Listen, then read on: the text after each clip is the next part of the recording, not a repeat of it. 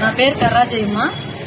SPSR Nellore జిల్లా జలదంకి మండలం Jaladanki PHL పనిచేస్తున్నాను. ఆ పనిచేస్తున్నప్పుడు నాకు డాక్టర్లకి కొంచెం గొడవయ్యి ఆ గొడవ విషయంలో నేను జడ శ్రావణ్ గారిని ఆశ్రయించాను. అతను పెద్ద లాయర్ అని చెప్పారు. ఆ లాయర్ దగ్గర నేను కేసు కడదామని వెళ్ళాను. ఎందుకంటే ఎస్సీ అట్రాసిటీ కేసు కూడా కాలేదు కాబట్టి శ్రావణ్ గారు ఏదో గొప్పగా చెప్తున్నారు కాబట్టి ఆ శ్రావణ్ గారి దగ్గర ఆశ్రయించి ఏమైనా న్యాయం చేస్తాడేమోనని ఇక్కడ గాంధీనగర్లో ఉన్నటువంటి విజయవాడలో ఆఫీస్కి వచ్చి నేను కంప్లైంట్ ఇచ్చాను. కంప్లైంట్ ఇస్తామా ఇది కేసు అవుద్ది అని అన్నారు. కానీ కేసు అవుద్దన్నప్పుడు ఎస్సీ ఎస్టీ వాళ్ళకి మాత్రం ఒక పేమెంట్ అది 50,000 తక్కువ తీసుకొని అన్నాడు. తర్వాత అదర్ క్యాస్ట్లకు అయితే ₹1,00,000 అని చెప్పారు. సరే సార్ ప్రస్తుతానికి నేను ఒక 10,000 తెచ్చుకున్నాను, 10,000 తీసుకోండి, తర్వాత నేను మిగతా 40,000 ఇంటికెళ్ళి ఫోన్ పే చేస్తానంటే అసలేం ససేమిలో ఒప్పుకోకుండా 50,000 వేసిన దాకా నేను కేసు టేకప్ చేయను అన్నాడు. సరేలేని చెప్పేసి మేము ఇంటికి వెళ్ళిన తర్వాత ఆ మరుసటి రోజే 50,000 నేను ఫోన్ పే చేశాను. 50,000 ఫోన్ పే చేసిన తర్వాత కేసు టేకప్ చేయట్లేదు. నెలలు రోజులు గడిచిపోతున్నాయే తప్ప అతను కేసు ఏం ముందుకు రానివ్వట్లేదు. అసలు ఎందుకు ఏం జరుగుతుందో, డిలేట్ ఎందుకు జరుగుతుందని నా ఆతృత మీద నేను మళ్ళా విజయవాడ గాంధీనగర్కి వచ్చి ఆయన ఆఫీసులో కలిసి మళ్ళీ మాట్లాడితే ఇది కేసు ఇదిగమ్మా అవుతుందని చెప్పి ల్యాప్టాప్ అట్లా మా వైపు అటు తిప్పినట్టు చూపిస్తారండి, మళ్ళీ అటు తిప్పుకుంటాడు. అది మాకేం అర్థమైందండి, మామూలు సామాజికంగా ఉండేవాళ్ళమి.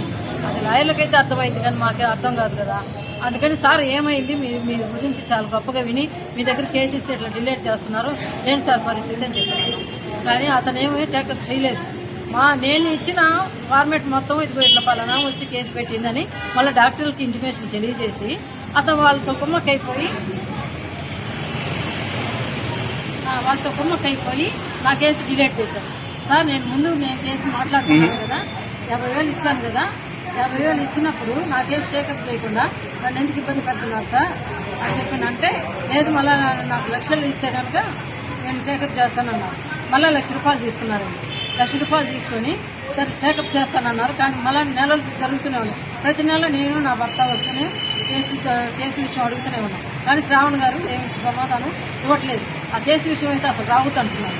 నా దగ్గర డబ్బులు తీసుకొని 50,000 ఫోన్ పే చేసుకుని ₹1,00,000 డబ్బులు తీసుకొని నా కేసు టేకప్ చేయనని డాక్టర్లతో బొమ్మకి అయిపోతే నాకు ఎంత బాధగా ఉంటుంది. జడ శ్రావణ్ గారు చేసినంత మోసం అండి. న్యాయమే జరగలేదు. న్యాయం చేస్తానని అన్యాయమే చేశారు. న్యాయం అనే మాట లేదు అతని దగ్గర, పేరుకి మాత్రం అంటాడే కానీ అది న్యాయమే లేదు. తర్వాత నేను ఎన్ని రోజులు అయినా ఎదురు చూస్తున్నాను కానీ అతను డబ్బులు అడిగినప్పుడల్లా మా మీద దుర్బాబు పంపిస్తున్నారు.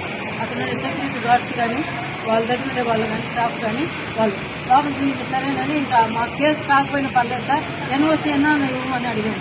ఎన్ఓసీ కానీ మేము పోతే ఆ రోజు నేను నా భర్త మా సిస్టర్ సలేం అనే అమ్మాయి మేము ముగ్గురం వచ్చాము. ముగ్గురం వచ్చిన తర్వాత మాతోటే అసభ్యకరంగా మాట్లాడుతూ అతను మీకు ఏంటి నేను కేసు టేకప్ చేసేది చేయను, మీ వల్ల కాదు నేను చేయనని చెప్పేసి అసభ్యంగా మాట్లాడుతూ నన్ను 2 మీద చేపెట్టి తోసేసి మీ దుక్కున్న కూడా చెప్పుకోండి, నేను మిమ్మల్ని వంట చేయిస్తానని చెప్పేసి తన అనుచరులతో చెప్పించి మమ్మల్ని బెదిరించారండి రూమ్ వేసి. తర్వాత మేము ఎట్టగా ఎలాగో బయటకు తప్పించుకొని వారిపైకి వచ్చామండి ప్రాణహాని. కానీ ఇట్లాంటి జగన్ శ్రావణ్ కుమార్లు ఎంతమంది ఉన్నారో తెలియలేదు. కానీ ఎస్సీ ఎస్టీ వాళ్ళకి మాత్రం పేరు గొప్ప అభివృద్ధి పడినట్టుగా అసలు కేసులు టేకప్ చేయకుండా అలాంటి వాళ్ళని ఎంతమందినో మోసం చేస్తూ డబ్బులు ఆర్జిస్తూ పైగా కేసులు తీసుకోకుండా చేస్తున్నాడండి.